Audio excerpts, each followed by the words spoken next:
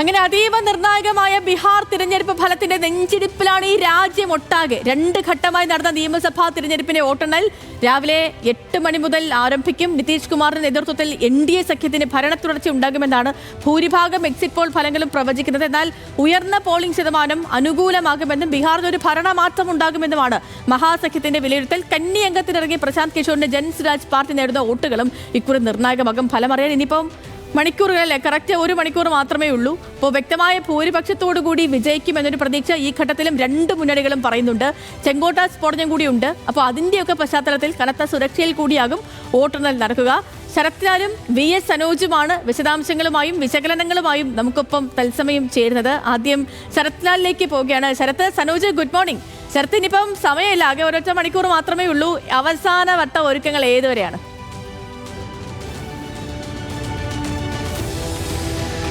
Good morning Sreelakshmi. 38 ജില്ലകളിലായി 46 കേന്ദ്രങ്ങളിലാണ് ബീഹാറിൻ്റെ വോട്ടെടുപ്പ്.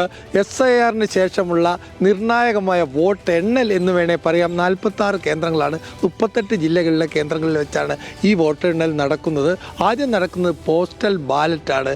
നമ്മൾ നേരത്തെ തന്നെ നമ്മൾ ബീഹാറിൽ പോയപ്പോൾ സനോജും അതുപോലെ ശ്രീലക്ഷ്മിക്ക് പറയാം, ബീഹാറിൻ്റെ പ്രത്യേക ഒരു ഘടന, രാഷ്ട്രീയ സാഹചര്യം, അടിയന്തരാവസ്ഥ പോലും പ്രഖ്യാപിക്കേണ്ടി വന്നത് ബീഹാറിൽ നിന്നാണ്.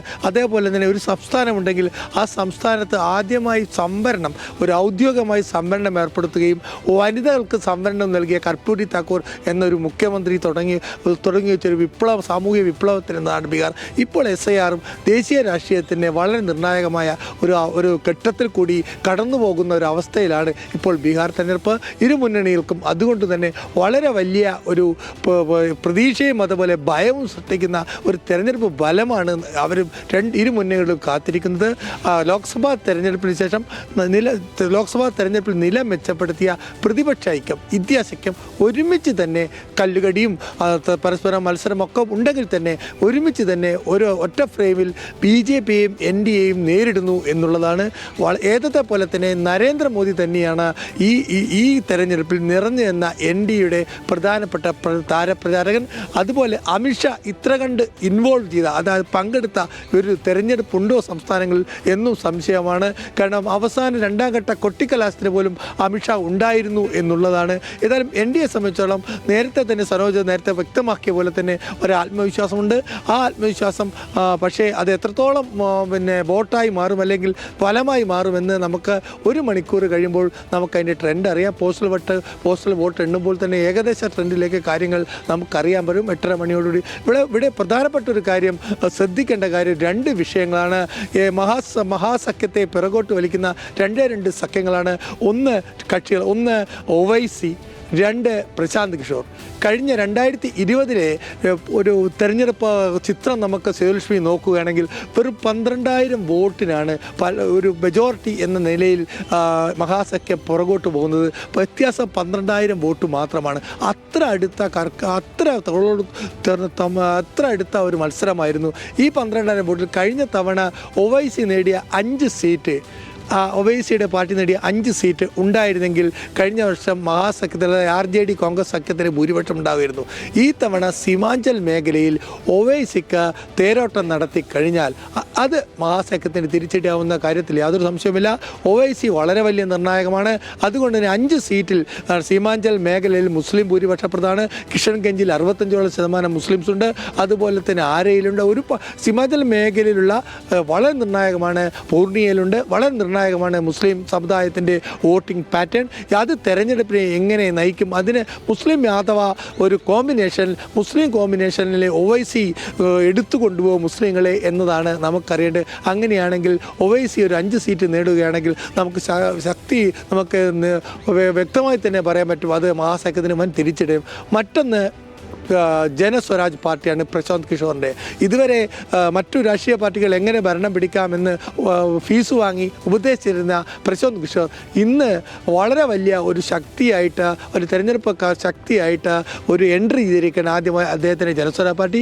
വളരെ വലിയ യുവാക്കളുടെ പങ്കാളിത്തം അദ്ദേഹത്തിൻ്റെ റാലികളിലും അദ്ദേഹത്തിൻ്റെ പ്രചരണത്തും നമ്മൾ നേരിട്ട് കണ്ടതാണ്.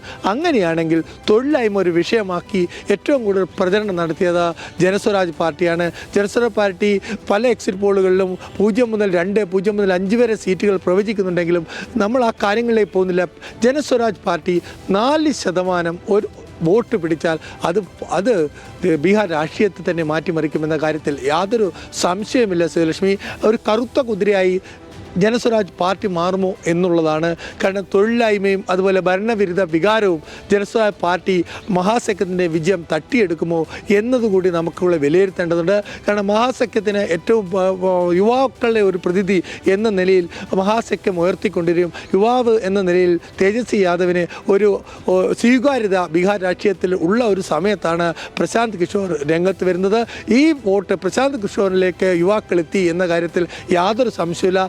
യുവാക്കളിൽ നിന്ന് ഒരു ചെറിയ തേജസ്വി യാദവിനെ പിന്തുണക്കേണ്ട യുവാക്കളും അല്ലെങ്കിൽ വിദ്യാസമ്പന്നരെയും വോട്ട് മാറ്റിപ്പിടിക്കാൻ അല്ലെങ്കിൽ പ്രശാന്ത് കിഷോറിന് കഴിഞ്ഞിട്ടുണ്ടെങ്കിൽ അത് മഹാസഖ്യത്തിന് ഒരു തിരിച്ചടി തന്നെ ഉണ്ടാകും. അതുകൊണ്ട് തന്നെ എന്താണ് ഈ ജനസ്വരാജ് പാർട്ടിയുടെ ആദ്യത്തെ ബീഹാറിൽ തെരഞ്ഞെടുപ്പ് ഗോദയിലെ ആദ്യത്തെ പ്രസൻസ് അല്ലെ ആദ്യത്തെ മത്സരം എങ്ങനെയായിരിക്കും എന്നത് ബീഹാർ രാഷ്ട്രീയത്തെ വളരെ നിർണായകമാണ്. അതേസമയം തന്നെ ബ്രാഹ്മണ സമുദായത്തിൽ നിന്നുള്ള അല്ലെങ്കിൽ ഉന്നത സമുദായത്തിൽ നിന്നുള്ള BJP വോട്ടുകളും അടർത്തി മാറ്റുന്നതിൽ പ്രശാന്ത് കിഷോർ വിജയിക്കുമോ എന്ന കാര്യം കൂടി പരിശോധിക്കേണ്ടത്. സീമാഞ്ചലായാലും ശരി, അതുപോലെ തന്നെ പ്രധാനപ്പെട്ട മേഖല കോശി മേഖലയിലും വളരെ വലിയൊരു പ്രചരണമാണ് പ്രശാന്ത് കിഷോർ കാഴ്ചവെച്ചത്. കാരണം കോശി മേഖല മഹാസഖ്യത്തിൻ്റെ ഉരുക്ക് കോട്ടയായിരുന്നു നേരത്തെ. എന്നാൽ ഇപ്പോഴത്തെ എക്സിറ്റ് വോട്ട് ഫലങ്ങളൊക്കെ പറയുന്നത് കോശി മേഖലയിൽ NDAയുടെ ഒരു മുൻതൂക്കം ഉണ്ടാകുമെന്നാണ്. കാരണം കോശി അറിയപ്പെടുന്നത് ശ്രീലക്ഷ്മി ബീഹാറിൻ്റെ കണ്ണീർ എന്നാണ്. നിരം വെള്ളപ്പൊക്കത്തിൽ ഒരു കഷ്ടപ്പെടുന്ന ഒരു പ്രദേശമാണ് ഒരു കോശി മേഖല. ഈ കോശി മേഖലയിൽ പ്രധാനപ്പെട്ട വിഷയം വെള്ളപ്പൊക്കം തന്നെയാണ്. ഇവിടെ വെള്ളപ്പൊക്കം തടയുന്നതിൽ സർക്കാർ പരാജയപ്പെട്ടു കഴിഞ്ഞ 20 വർഷമായി എന്ന ജനസ്വരാജിൻ്റെ പ്രചരണം വളരെ ശക്തമായ അടിത്തട്ടിലെത്തിയിരുന്നു. ഇതുകൊണ്ട് തന്നെ കോശി മേഖലയിൽ 4 പൊതുയോഗങ്ങളിൽ അമിത്ഷാ തന്നെ പങ്കെടുക്കുകയും കാരണം അമിത്ഷയാണ് ദുരിതബാധിത അല്ലെങ്കിൽ അത് കൈകാര്യം ചെയ്യുന്ന വകുപ്പിൻ്റെ ആഭ്യന്തര മന്ത്രാലയത്തിൻ്റെ ഒരു മന്ത്രി. അദ്ദേഹം അവിടെ എത്തുക ഇനി ഭരണത്തിൽ വരികയാണെങ്കിൽ ഞാൻ ഉറപ്പു നൽകുന്നു കോശിയിൽ വെള്ളപ്പൊക്കം തടയും, അതിനുള്ള അണകെട്ടും അതിനുള്ള വസ്തുതയും എന്ന നിരന്തരം അവിടെ വാഗ്ദാനങ്ങൾ ചൊരിയുകയും ചെയ്തിട്ടുണ്ട്. ഈ മേഖലയിൽ ഈ മഹാസഖ്യത്തിനെതിരെ ഏറ്റവും ശരത്ത് അല്പസമയം കൂടി കാത്തിരുന്നാൽ മതി. ഇപ്പൊ ബീഹാറിൽ NDA മുന്നേറ്റം ഉണ്ടാക്കുമെന്നാണ് മുൻ മന്ത്രിയും JDU നേതാവുമായ ഡോക്ടർ പ്രേംകുമാറിന്റെ പ്രതികരണം വരുന്നത്. ഉയർന്ന പോളിംഗ് NDAക്ക് അനുകൂലമാകുമെന്നാണ് പ്രേംകുമാർ പറഞ്ഞത്. അതുപോലെ ഫലപ്രഖ്യാപനത്തിന് മണിക്കൂറുകൾ ബാക്കി നിൽക്കെ BJP പാറ്റ്നയിലെ ഹനുമാൻ ക്ഷേത്രത്തിൽ പൂജ നടത്തേണ്ട ദൃശ്യങ്ങളും കൂടിയൊക്കെ വരുന്നുണ്ട്. അപ്പോൾ